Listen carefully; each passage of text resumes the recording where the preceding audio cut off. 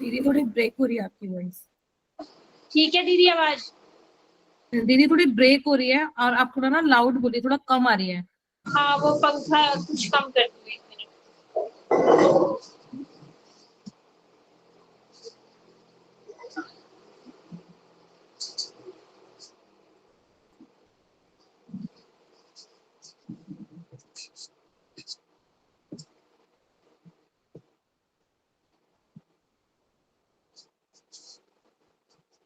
हरे कृष्णा, अब ठीक है दीदी?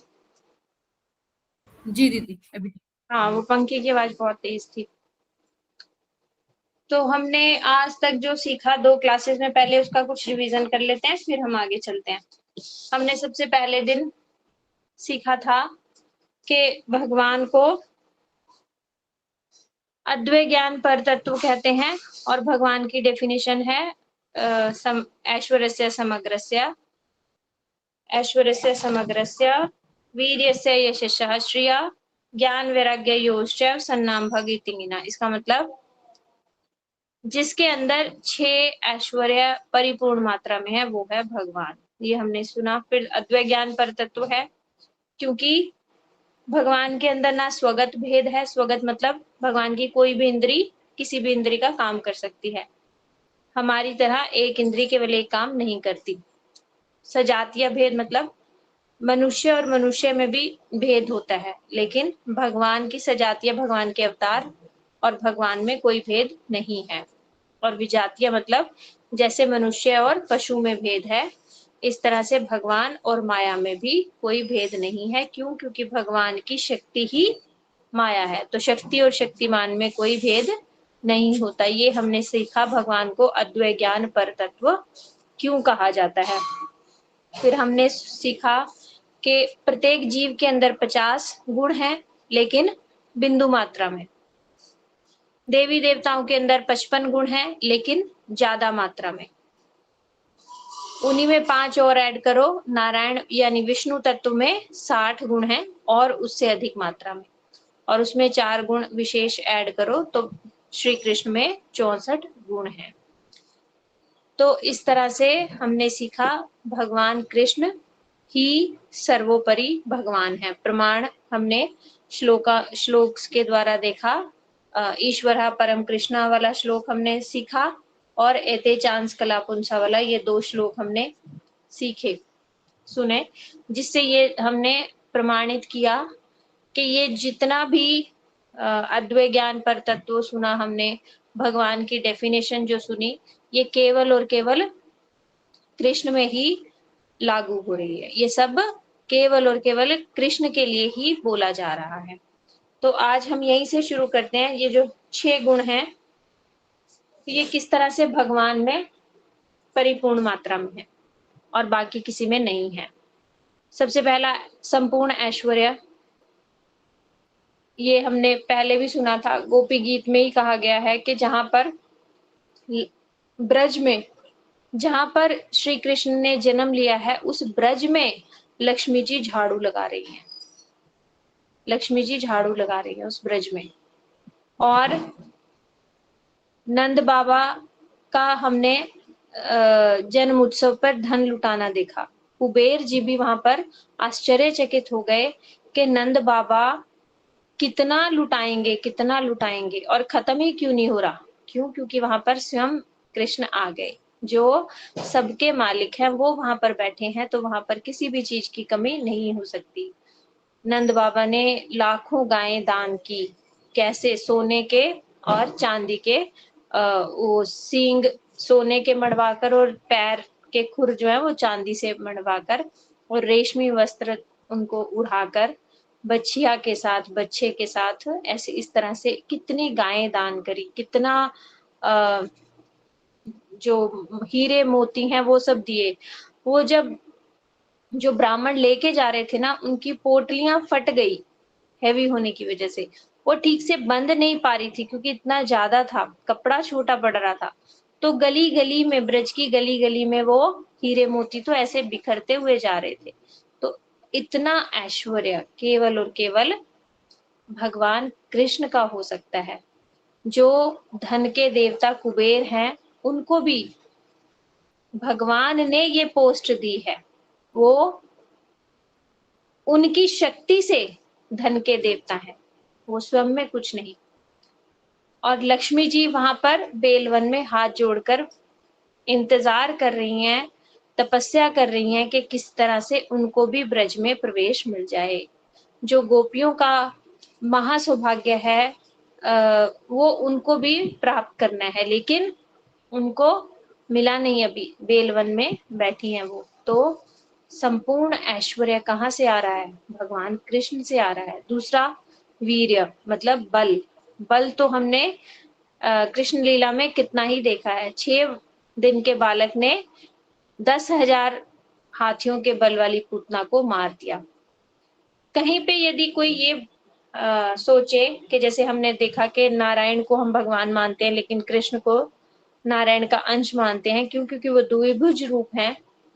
तो भगवान कृष्ण को साधारण बालक हम ना समझ लें, साधारण बालक समझ के उनकी अवज्ञा ना कर दें, इसलिए भगवान ने अपना ऐश्वर्य भी दिखाया है। 6 दिन के बालक ने 10,000 हाथियों के बल वाली पूतना को मारा, ये क्या कम ऐश्वर्य है? 7 वर्ष की बालक ने 7 कोस का गिरिराज जी 7 दिन तक अपनी छोटी उंगली पर उठा लिया, ये क्या कम वीरता का प्रतीक है? कालिया नाग को कैसे नथ डाला, 1000 फनों वाले कालिया के ऊपर भगवान ने नृत्य कर दिया। ये भगवान की वीरता के किस्से हैं। बल यदि किसी में है तो वो केवल और केवल संपूर्ण बल वो भगवान कृष्ण में है।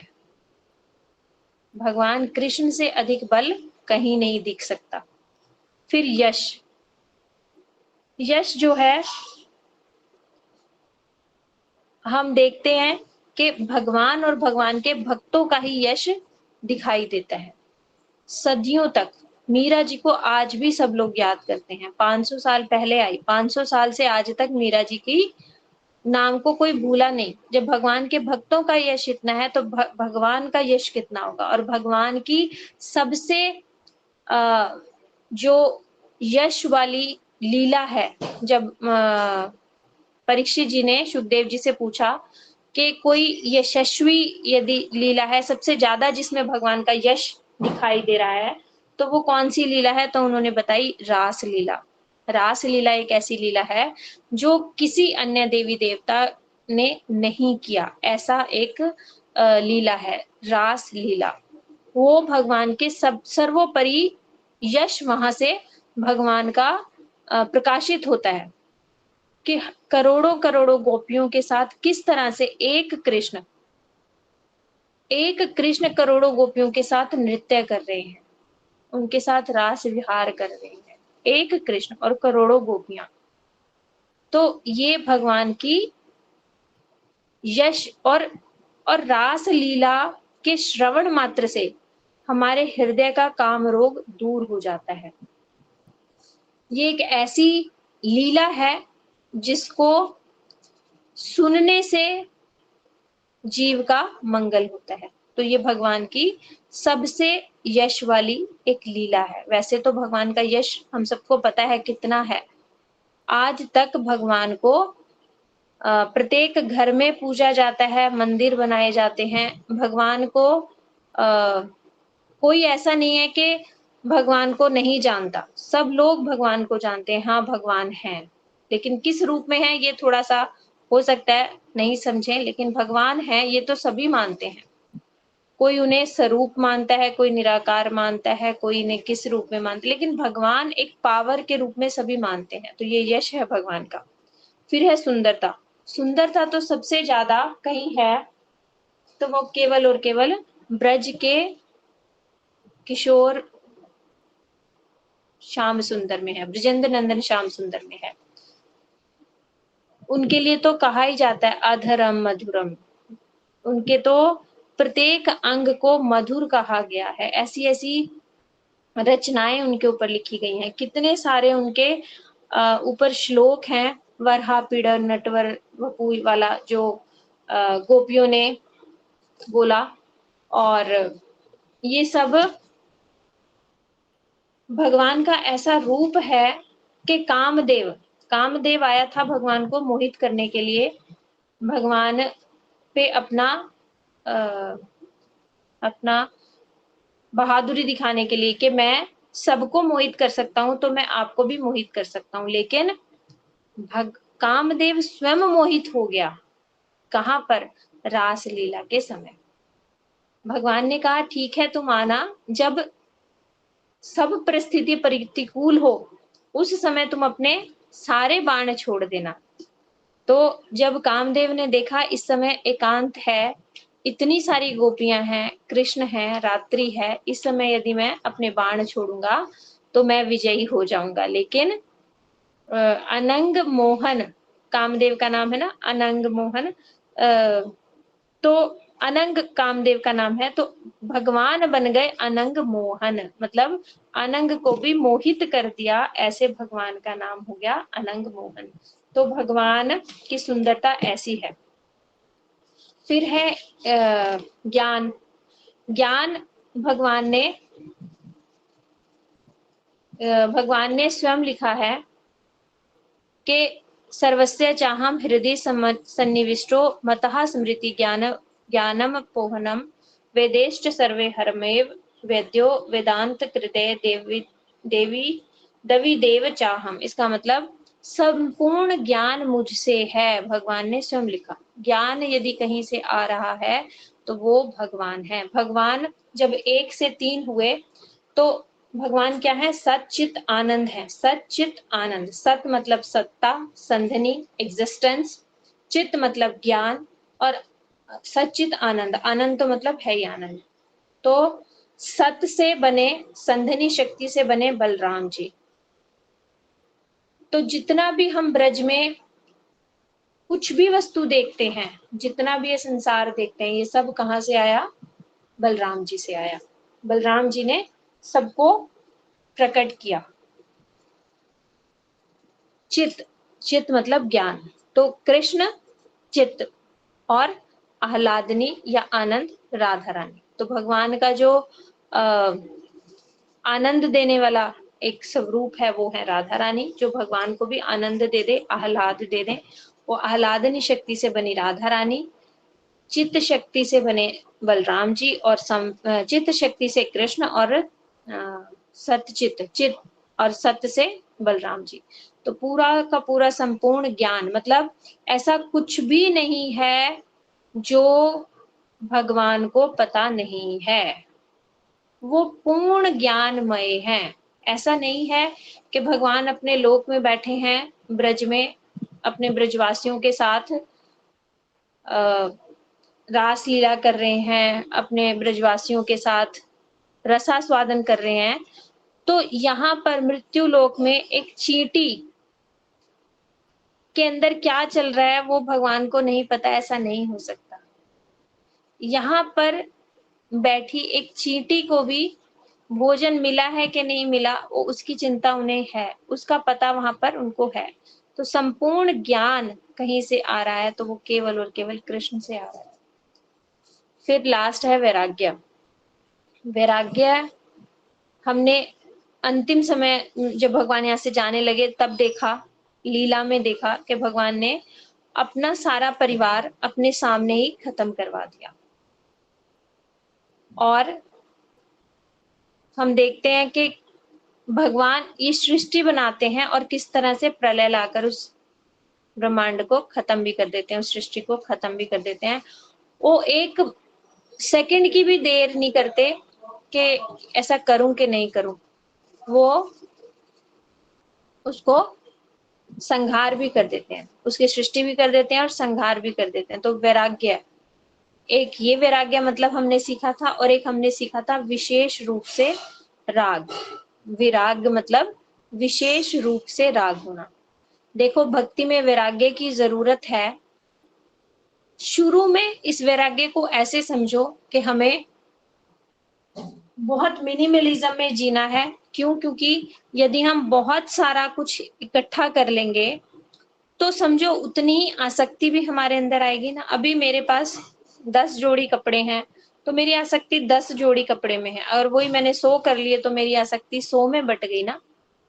तो शुरू में साधक को ये मिनिमलिज्म में रहना, वैराग्य की शिक्षा के साथ रहना, ये ठीक है, लेकिन जैसे जैसे साधक उन्नत होता जाता है तो उसको समझ आती है कि वैराग्य का मतलब विशेष रूप से राग में रहना है, कि यदि हमें भगवत प्रीति हुई है तो वैराग्य है, और नहीं तो क्या है, ये केवल ऊपर का जिसे कहते हैं ना, ऊपर का खोखला वस्त्र ही है, ये वैराग्य नहीं है।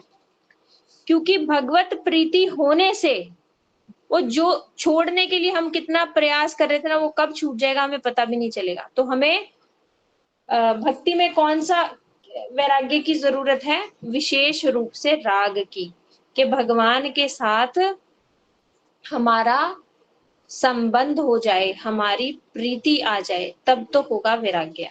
तो इस तरह से ये 6 के 6 गुण केवल और केवल भगवान कृष्ण की ओर ही इशारा कर रहे हैं कि कोई है तो वो भगवान कृष्ण है।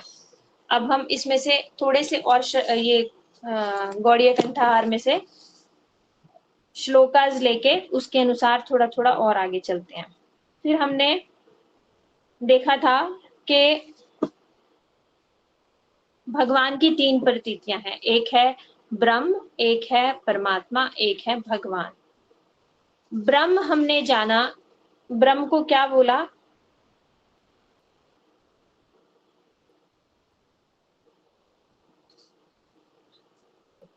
भगवान ने बोला कि ये एक बिल्कुल वैसे ही जानो जैसे सूर्य की किरणें, सूर्य की किरणें जो सूर्य के विग्रह को नहीं जान देख पा रहा, तो वो सूर्य की किरणों से ये समझ पा रहा है कि सूर्य है, उनकी लाइट से पहचान पा रहा है, लेकिन वो सूर्य का जो गोला है वो नहीं देख पा रहा। और उसके पीछे हमने जो सुना था कि एक विग्रह भी है सूर्यदेव का, वो नहीं देख पा रहा। तो वो ब्रह्म मतलब भगवान की अंग ज्योति। तो कुछ लोग कहते हैं कि भगवान निराकार हैं।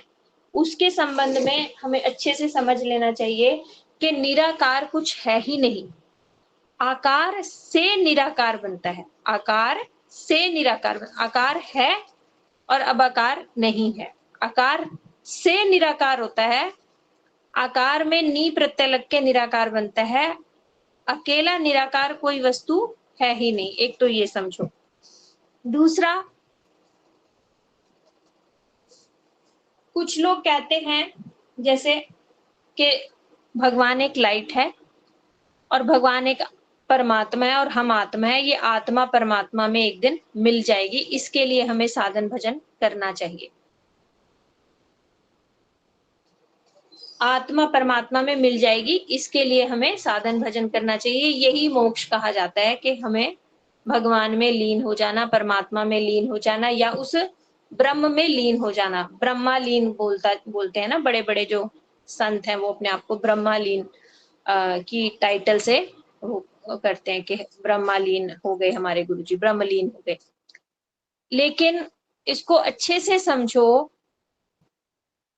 कि जीव कभी भी भगवान नहीं बन सकता। एक बात, जीव कभी भी भगवान नहीं बन सकता।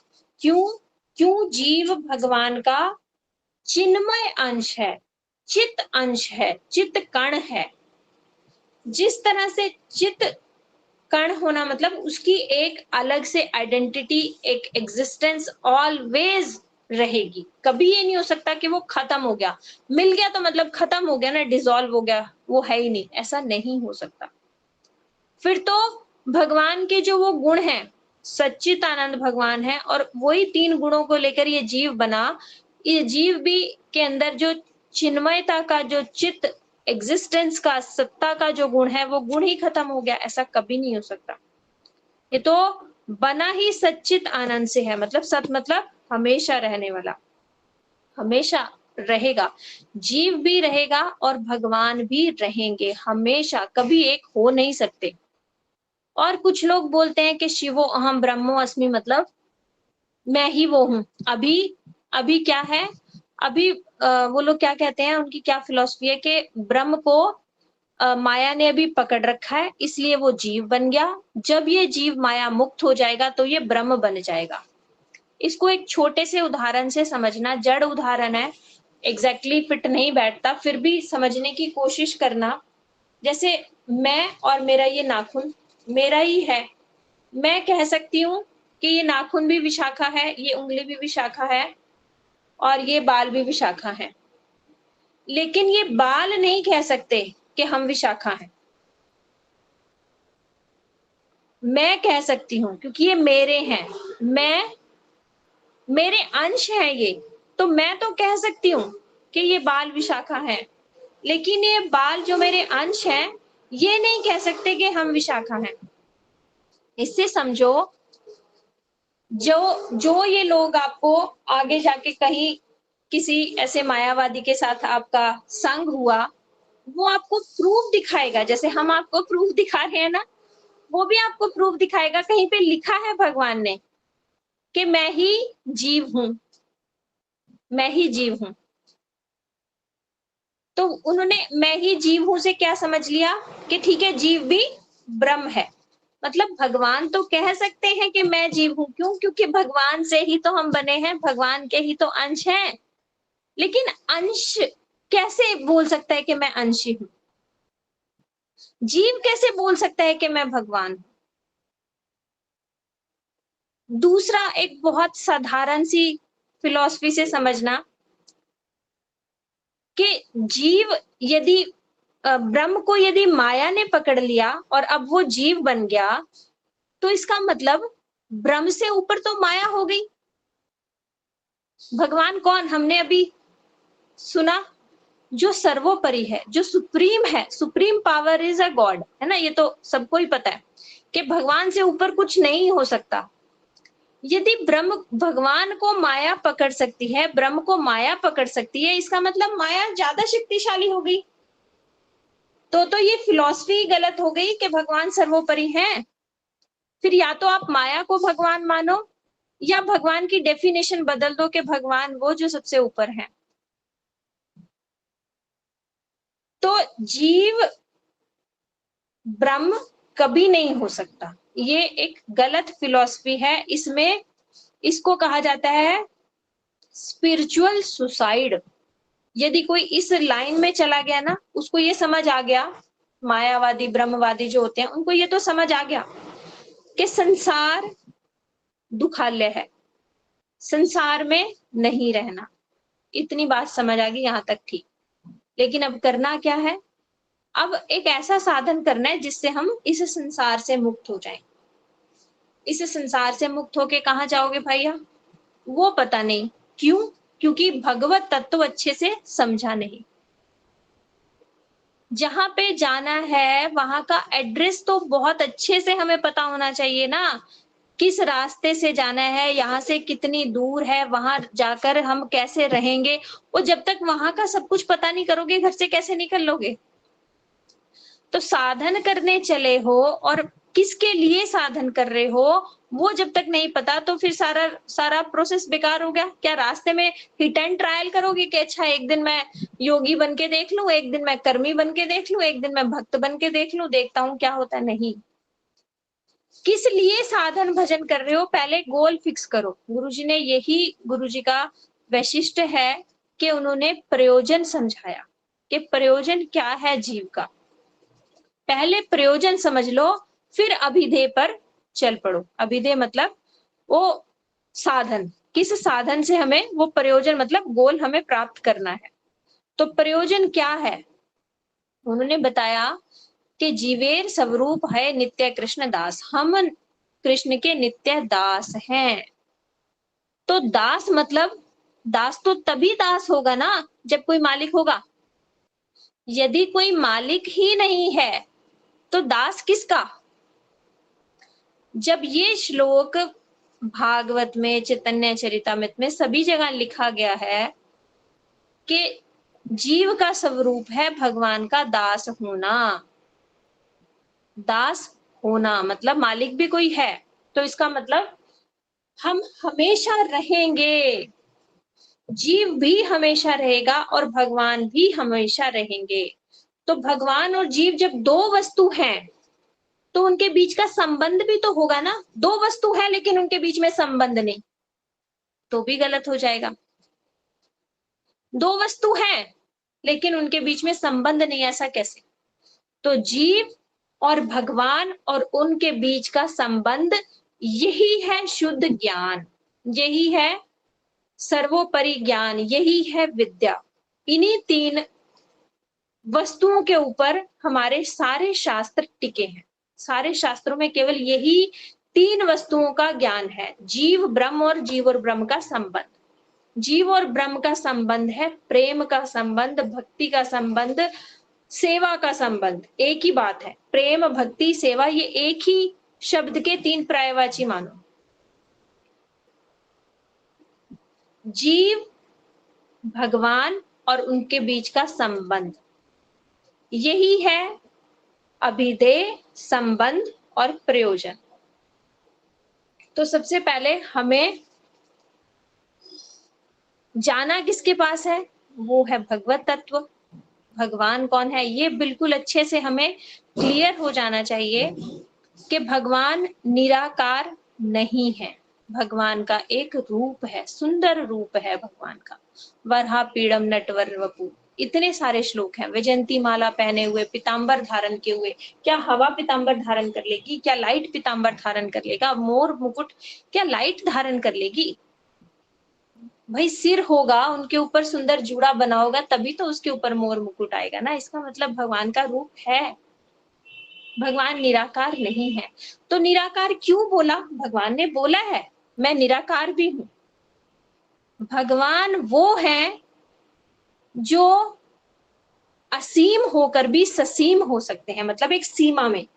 हमारी अभी क्या धारणा है कि भगवान कैसे, भगवान यदि वो एक सीमा में आ गए, भगवान तो मतलब अनंत, बिल्कुल ठीक, अनंत होकर वो एक सीमा में भी आ सकते हैं। यदि अनंत है और एक सीमा में नहीं आ सकते तो उनमें कुछ कमी रह गई ना, कि ये काम तो भगवान कर ही नहीं सकते, तो वो भगवान नहीं। भगवान अनंत होकर भी एक सीमा में भी आ सकते हैं, एक सुंदर स्वरूप भी भगवान का है। और भगवान ने क्यों लिखा कि मैं निर्विशेष हूं, मैं निराकार हूं? इसका मतलब हमारे जैसा जड़ शरीर नहीं है भगवान का, हमारे जैसा जड़ शरीर नहीं है। हमारा क्या है, शरीर अलग है, आत्मा अलग है। शरीर यहीं पे जल जाता है, पंच भौतिक तत्वों से बना शरीर है जो अग्नि में हम दाह संस्कार कर देते हैं, और आत्मा अगले शरीर को धारण कर लेती है। हमारा शरीर और आत्मा दो हैं, लेकिन भगवान का शरीर और आत्मा एक ही है। इसलिए द्वारका जब जाओ तो कभी भी भगवान का श्राद्ध मत कर देना। वहां पर पंडे क्या करवाते हैं, यहाँ पर भगवान ने शरीर छोड़ा था, भगवान का श्राद्ध कर दो। इसका मतलब क्या, भगवत तत्व सुना लेकिन समझा ही नहीं। भगवान क्या अपना शरीर छोड़ते हैं? क्या भगवान का शरीर यहाँ रह गया और भगवान चले गए? भगवान और भगवान का शरीर दो अलग हो गए? फिर उनका चिन्मय शरीर कैसे बोलते हैं? हम उनको चिन्मय क्यों बोलते हैं? जड़ हम हैं, वो चिन्मय है, तो क्या चिन्मयता है? यही कि भगवान का शरीर और भगवान का आत्मा एक ही है। इसलिए भगवान ने कहा कि मैं निर्विशेष हूं, मैं निराकार हूं। मतलब जो ये तीन गुणों से बना हुआ शरीर है, पंचभूतों से बना हुआ शरीर है, ये ऐसा शरीर भगवान का नहीं है। इसमें गीता जी में ही बोला ना कि जन्म और कर्म मेरे दिव्य हैं, मेरे जन्म और कर्म दिव्य हैं। जो व्यक्ति सिर्फ इतनी सी बात समझ ले उसको, वो मोक्ष का अधिकारी है। तो जन्म और कर्म दिव्य क्यों हैं भगवान के, ये हमें समझना चाहिए। जिस तरह से हम जन्म लेते हैं, हम जन्म कैसे लेते हैं? अपने कर्मों के अनुसार जन्म लेते हैं। हमें इन माता पिता, इन भाई बहन, इनके साथ हमारा कर्म का लेना देना था, इसलिए हमने इस घर में जन्म लिया। लेकिन भगवान को क्या भारत के लोगों को कुछ देना लेना था?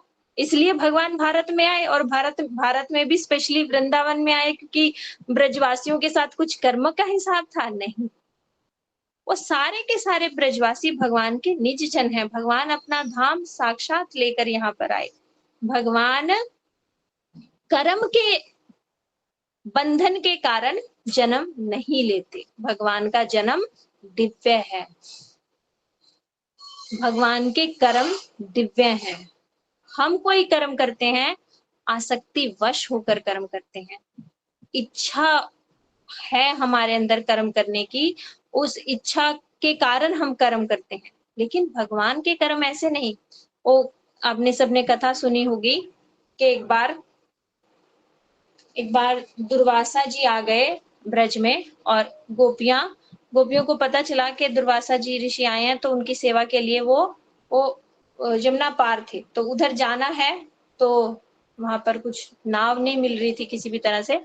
तो कृष्ण के पास गई, बोली केशव अभी तो कुछ नाव मिल नहीं रही, कृपा करो कुछ हमें रास्ता सुझाओ जो हम ऋषि के पास जा सकें। तो ठाकुर जी ने क्या बोला, जाओ यमुना जी को बोल दो, यदि कृष्ण ने कभी भी किसी स्त्री का मुख भी ना देखा हो तो रास्ता दे दो। वो इतनी हैरान कि ये तो ब्रज में लंपट कहलाया जाता है, ये तो स्त्रियों का मुख देखने के लिए पीछे पीछे घूमता है कि आज कौन सी ब्रज में नई गोपी आई है, उसका मुख दर्शन करूं मैं।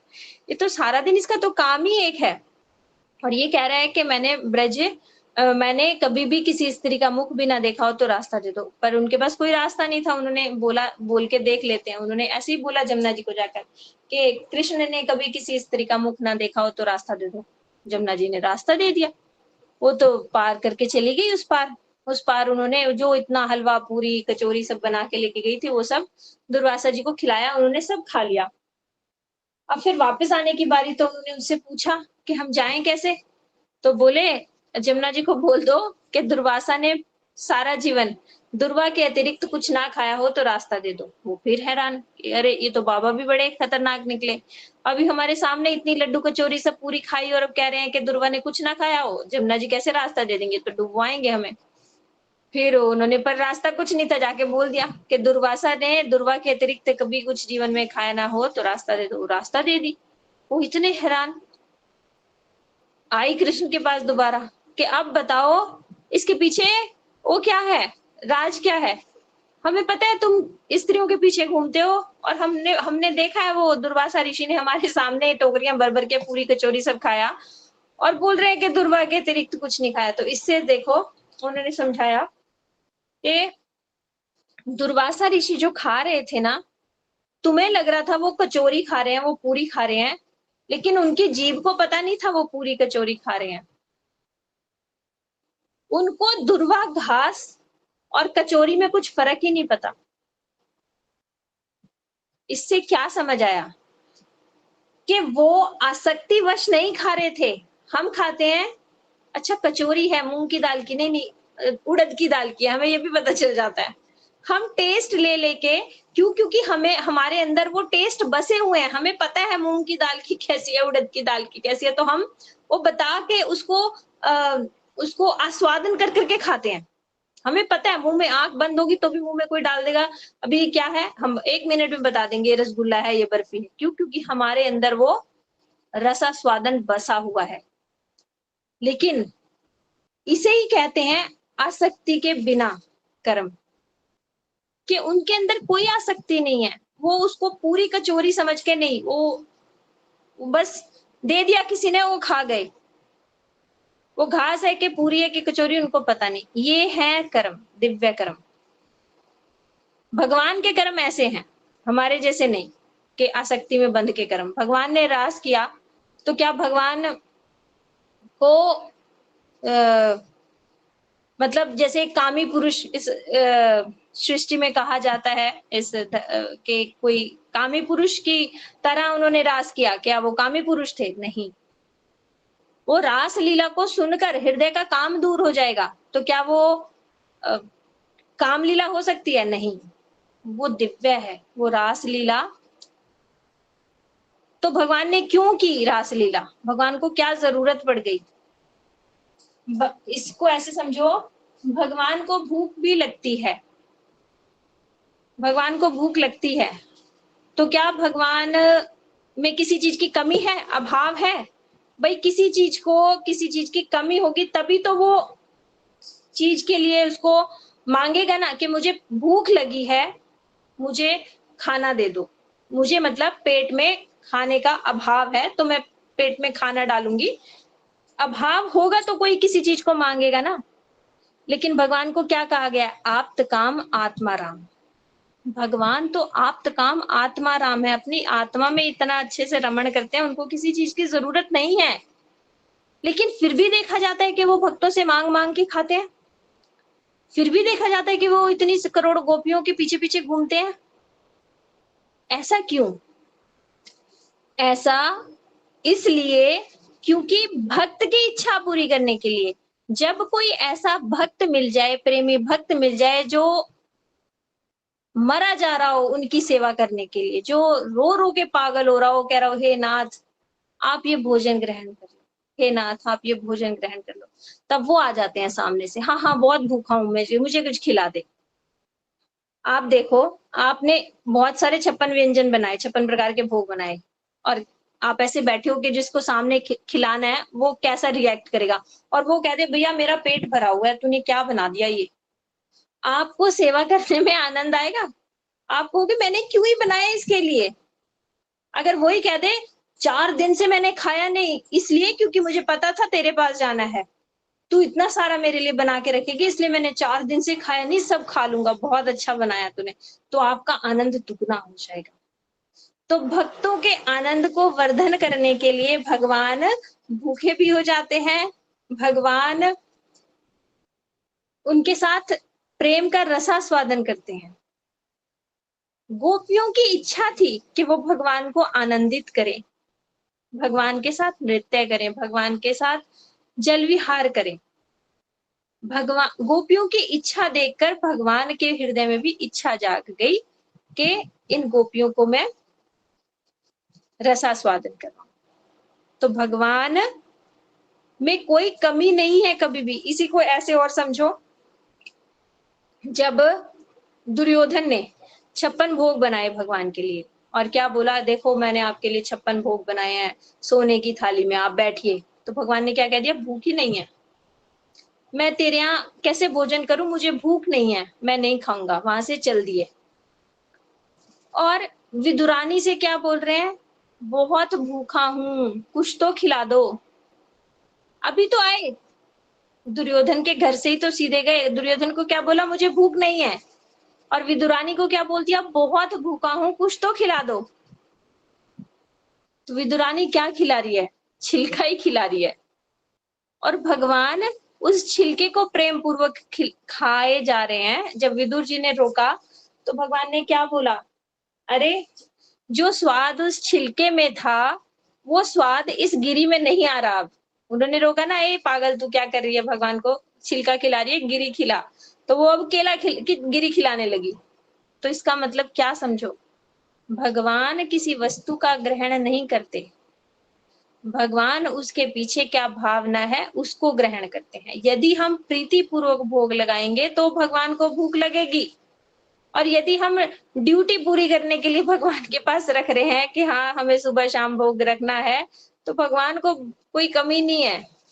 भगवान के तो इतने भक्त पड़े हैं, भगवान कहीं भी जाकर प्राप्त पान कर लेंगे, भोजन क्यों आएंगे हमारे पास। तो सबसे ज्यादा जरूरी क्या है, भगवान से संबंध बनाना, भगवान से वो प्रीतिमयी हमारा संबंध बन जाए, तब तो भक्ति होगी। और संबंध कब बनेगा, जब हम उस व्यक्ति को जानेंगे तभी तो संबंध बनेगा। ऐसे किसी व्यक्ति को हमने कभी देखा नहीं सुना नहीं और बोल दो कि संबंध बना लो उस व्यक्ति के साथ, कैसे बनेगा। उस व्यक्ति को रोज रोज हम सुनेंगे, उसके गुणों को सुनेंगे, सुनते सुनते सुनते सुनते कब उसके साथ संबंध बन जाएगा पता नहीं। ऐसे हमें भगवान के साथ संबंध बनाने की जरूरत है, और संबंध बनाने के लिए भगवान के बारे में सुनने की बहुत जरूरत है। और तो अब हमें समझ आ गया कि कभी भी जीव और ब्रह्म एक नहीं हो सकता। भगवान हमेशा अलग होंगे, जीव भी हमेशा अलग होगा। और जीव का जो असली स्वरूप है वो सेवा करने का है। तो सेवा जब तक वो नहीं करेगा तब तक वो अपने स्वरूप में स्थित नहीं होगा। सेवा वृत्ति यहीं से लानी पड़ेगी, यहीं से हमारे हृदय में जब साधना करते करते सेवा वृत्ति आएगी तब तो जाके सिद्ध होंगे। सेवा वृत्ति आई नहीं, और सेवा वृत्ति आएगी किसके प्रति, ये प्रोसेस कैसे चलेगा? पहले आएगी वैष्णवों के प्रति। वो वैष्णव जो हमें सदगुरु के पास लेके गए, वो वैष्णव जिनसे हमने कुछ सीखा, वो वैष्णव जो हमारे मंगल की कामना करते हैं, उन वैष्णवों से प्रीति होगी। और क्यों होगी उन वैष्णवों से प्रीति? अरे ये भी तो मेरे गुरु का ही शिष्य है, तो ये मेरे गुरु का प्रिय है, तो यदि मैं इससे प्रेम करूंगी तो मेरे गुरुदेव खुश होंगे, और मैं इससे ईर्ष्या करूंगी तो मेरे गुरुदेव को हृदय दुखेगा। तो इसलिए हम अपने वैष्णवों से क्यों ईर्ष्या करें, क्यों उनसे झगड़ा करें? ये तो पहली सीढ़ी है। जब तक हमने पहली सीढ़ी पे अच्छे से कदम नहीं रखा, और ठाकुर जी से प्रीति कैसे हो सकती है? अभी हमने क्या क्या क्या हम हो गए हैं कि सब कुछ सीख लिया, हमें शास्त्र पूरा आ गया, हाँ भगवान से प्रीति करनी चाहिए, बस भगवान और हम और एक गुरु जी। वैष्णव कौन? वैष्णव तो कोई होते ही नहीं है। नहीं, ये भी पहली सीढ़ी है। वैष्णव से प्रीति करे बिना गुरु जी से प्रीति नहीं होती। क्यों? क्योंकि वैष्णव ही गुरु महिमा बताएंगे, और गुरु जी से जब प्रीति होगी तो गुरु जी फिर क्या बताएंगे? कृष्ण महिमा बताएंगे, राधा कृष्ण की महिमा बताएंगे, तब हमें राधा कृष्ण से प्रीति होगी। तो पहले हमें वैष्णवों से भाई बहन का संबंध रखना है। हम सब एक परिवार हैं, इसमें तेरा मेरा नहीं होना चाहिए। हम सब महाप्रभु के वंशज हैं, महाप्रभु की धारा में हम सब आए हैं। हम सब वैष्णव, सभी वैष्णव भाई बहन हैं। एक दूसरे से हमें सीखते हुए आगे चलना है। फिर हमारे गुरु जी की महिमा हमें तब पता चलेगी जब हमारे हृदय में कुछ अनुभूति होनी शुरू होगी। अनुभूति होना कैसे? मतलब जैसे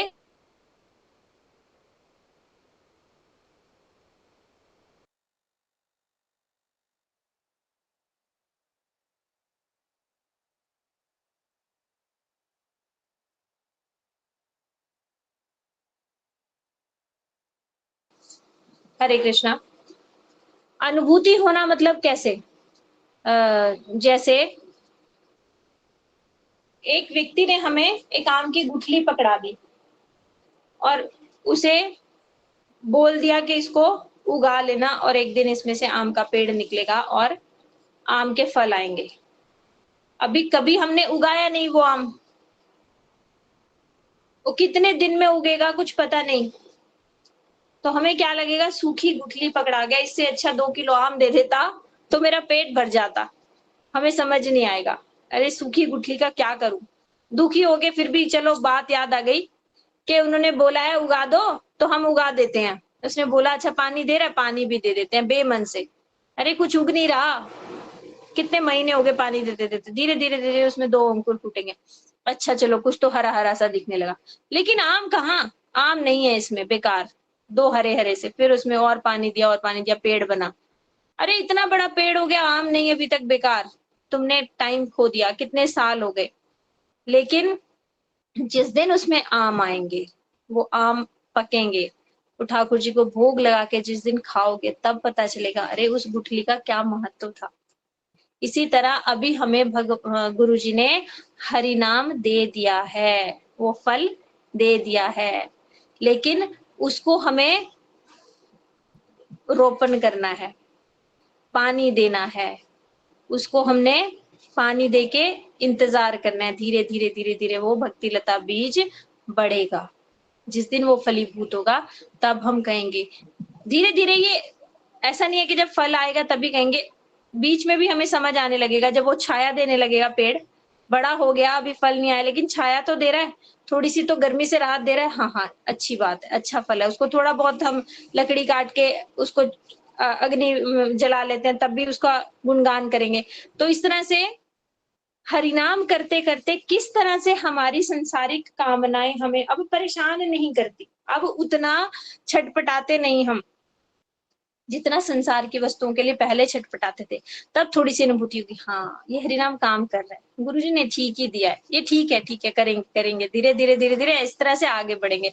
फिर होगी, अच्छा ये संसार दुखालय लगने लगेगा। हाँ, ये पहले जो संसार इतना अच्छा लगता था, मन करता था कब माला खत्म हो और मैं जाके बाहर अपनी सहेलियों से बातें करूं, टीवी देखूं, अपना ये करूं। अब क्या है, अरे पड़ा रहे कोई बात नहीं, माला कर लूं। पहले पहले होता था माला कब खत्म हो और मैं कब संसार करूं, अब होता है संसार कब खत्म हो और मैं माला करूं।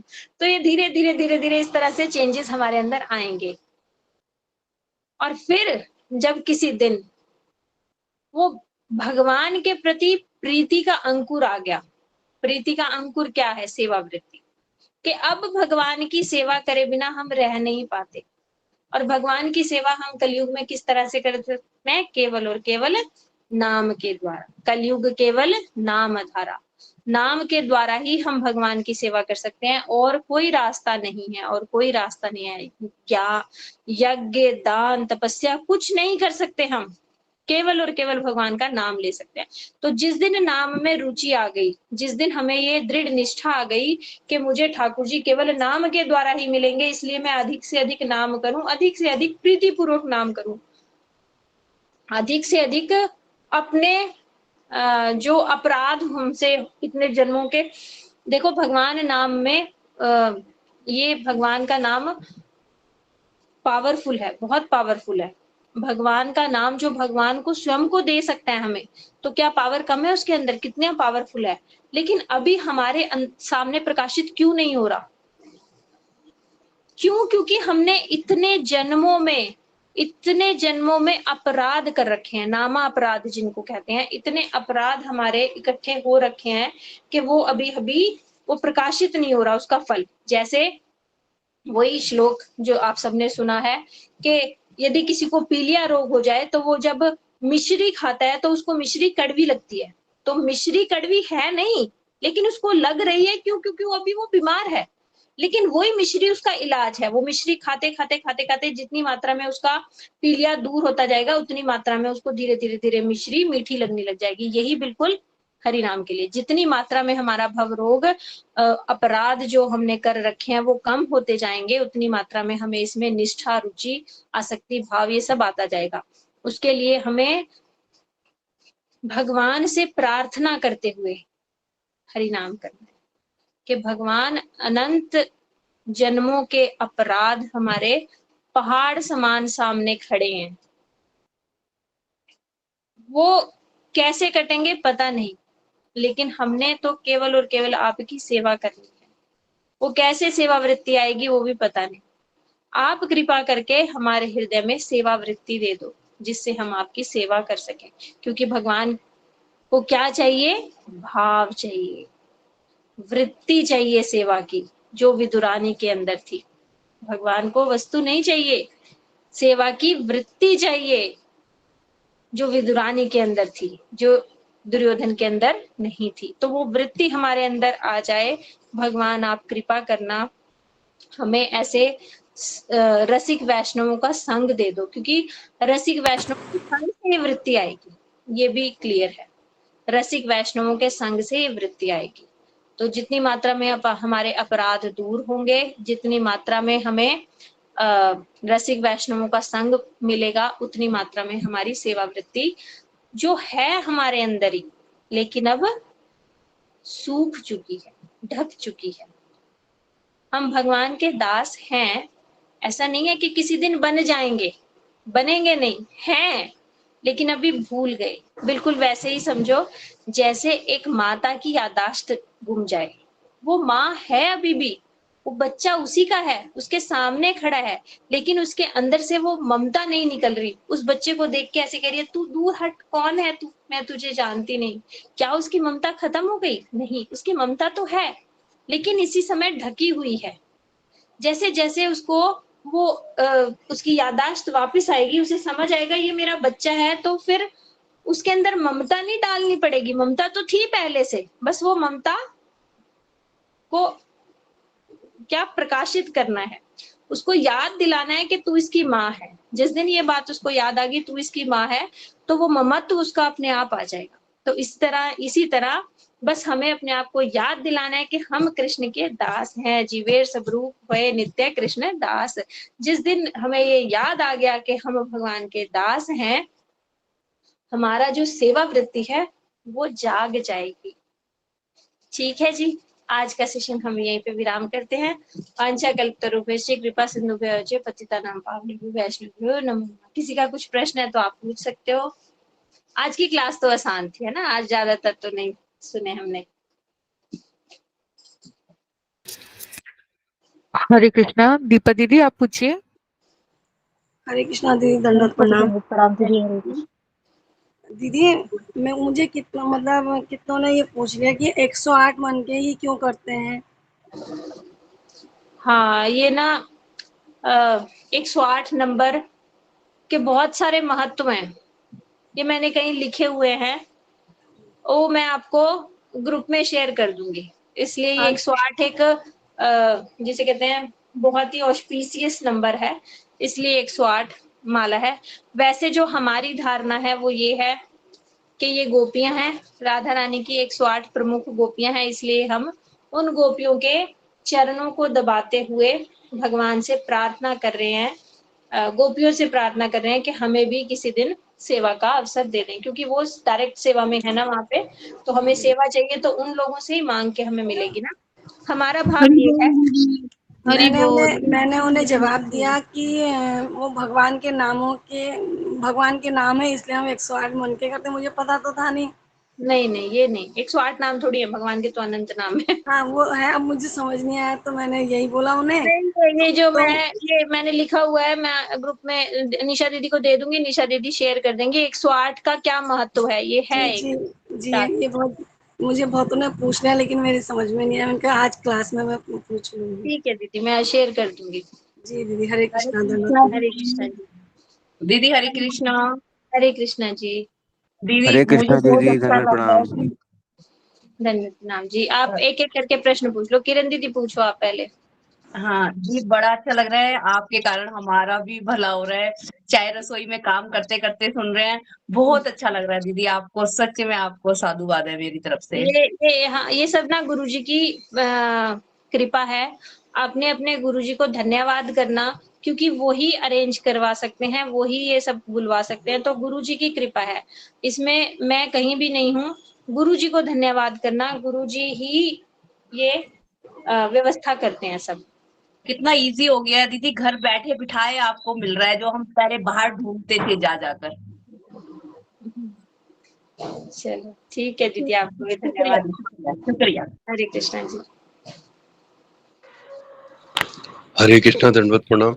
धन्यवाद नाम जी। बोलिए बोलिए, कुछ प्रश्न है आपका?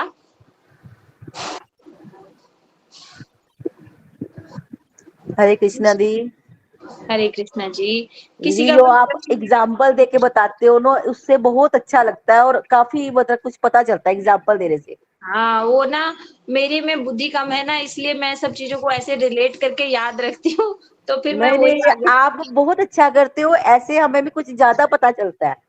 हाँ, अभी हमारी क्योंकि बुद्धि बुद्धि अभी कम हम है ना, इसलिए धीरे धीरे अभी हम नए ऐसे ही नए हैं रिलेट ना, तो करते। हाँ आप बहुत अच्छा करते हो एग्जाम्पल जो देते हो। ठीक है दीदी, हाँ धन्यवाद। हाँ, तो जय हरे कृष्णा जी। निशा दीदी, आप एक एक को बोलते रहो, कौन कौन हैंड रेज कर रहा है। जी, कृष यादव दीदी, कृष यादव के नाम से। हरे कृष्णा। हरे कृष्णा दीदी। हरे हरे कृष्णा कृष्णा जी। जी। मैं दीदी हमारे को हमने कोई गुरु नहीं बनाए, ना दीक्षा हुई है, बस ऐसी कथा सुनते हैं। तो गुरु कैसे, कहाँ से, दीक्षा क्या है, ये मतलब अभी पता नहीं है। हाँ, आप भगवान से प्रार्थना करो, भगवान जरूर किसी ना किसी सदगुरु को आपके जीवन में ला देंगे। अभी आप माला करो, हरि नाम करो, कथा सुनो और भगवान से प्रार्थना करो कि भगवान मेरे भी जो सदगुरु हैं उनसे मुझे मिला दीजिए। तो भगवान व्यवस्था सब करेंगे, आप चिंता मत करो। ठीक कोई है ना दीदी। कोई आपको मिलेंगे जरूर। संतोषी यावत दीदी, हरे कृष्णा। हरे कृष्णा दीदी, दंडवत प्रणाम। हरे कृष्ण दीदी जी। वो उस दिन मैं सेक्टर 12 गई थी ना, जिस दिन मठ में हमारी वो हो रही थी, अक्षय तृतीया की कथा वगैरह हो रही थी। तो उस दिन ना आपने बोला था कि कृष्ण की ओर में कौन कौन जुड़े हैं। हाँ दीदी वो उसमें हम लोग तो नहीं जुड़े शायद। हाँ, कोई बात नहीं। अभी कृष्ण की ओर ये यही हो गया। ये क्या चल रहा है अभी आपका ग्रुप का नाम क्या? राम कथा। रामकथामृत। हाँ, यही हो गया। ये कृष्ण की ओर रामकथामृत हो गया अभी। अच्छा अच्छा, तो मैंने हरे सोचा कृष्ण शायद दीदी। हमारा ये दूसरा वो होगा, तो मैं कहा मैं नहीं, दीदी से जरूर यही पूछूंगी। चल रहा है। यही चल ओके रहा है। दीदी, हरे कृष्णा दीदी, दंडवत हरे प्रणाम। कृष्ण जी। हरे हरे कृष्ण दीदी। कृष्णा। हरे कृष्ण जी। सुरेंद्र प्रभु जी, हरे कृष्णा, दंडवत प्रणाम। हरे कृष्णा, दंडवत प्रणाम हरे दीदी, कृष्ण थैंक यू वेरी प्रभु मच। जी, दंडवत थैंक यू प्रणाम। फॉर दिस स्पेशल 3 days भगवत तत्व। बहुत आनंद आया, बहुत क्लैरिटी मिली। कई चीजें तो पहली बार एक कॉम्पैक्ट जगह पे मिली। Thank you. हरे कृष्ण प्रभु जी। प्रश्न। ये गुरु जी की कृपा है, ये और कुछ भी नहीं है। ये गौड़ीय कंठहार आप किताब अपने पास रखो, इसमें सारे श्लोकास हैं जो हम पढ़ के ये समझ सकते हैं। गुरु जी ने बहुत कृपा कर रखी है हमारे पास, शास्त्र के रूप में गुरु जी ने बहुत कुछ हमें दिया हुआ है। ये शास्त्र हमारे लिए है ना। ये गौड़ीय कंठहार गुरु जी ने क्यों लिखा? मेरे लिए तो लिखा। इसलिए मैं नहीं पढ़ूंगी तो कौन पढ़ेगा, यही समझो। इसलिए ग्रंथों को पढ़ो, खोलो। अच्छा दीदी, प्रश्न मेरा ये है, हाँ जी। आपने ये बहुत एम्फसाइज किया कि हर मनुष्य जो भक्ति की तरफ आ रहा है उसको ब्रह्म, जीव और परमात्मा का रिलेशनशिप, संबंध बहुत गूढ़े तरीके से आना चाहिए। हाँ जी। राइट। हाँ तो जी। हमने जो अभी तक मन में बैठा रखा था ये कि ये ब्रह्म तो है नहीं, प्रकृति, जीव और परमात्मा, इनका रिलेशनशिप। हाँ हाँ।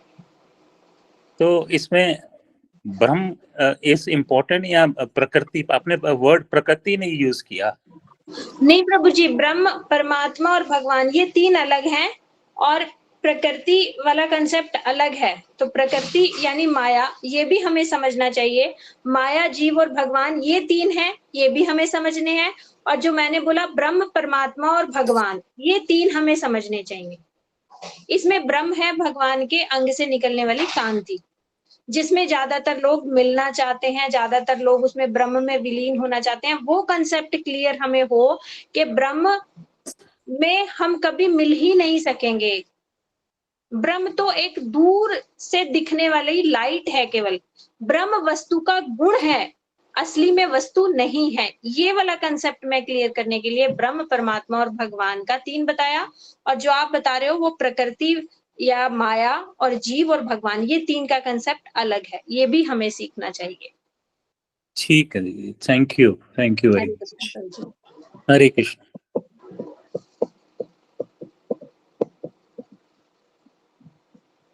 और किसी का प्रश्न? हरे कृष्णा, किसी और को कोई प्रश्न है? अन्यथा हम इस सत्र को यहाँ पर विराम करेंगे। दीदी, अब किसी का प्रश्न है नहीं, ठीक है। तो फिर हम सत्र को विराम। श्री कृपा सिंधु पतितानां पावनेभ्यो वैष्णवेभ्यो। हरे कृष्णा दीदी, हरे कृष्णा। आप सबका बहुत बहुत धन्यवाद।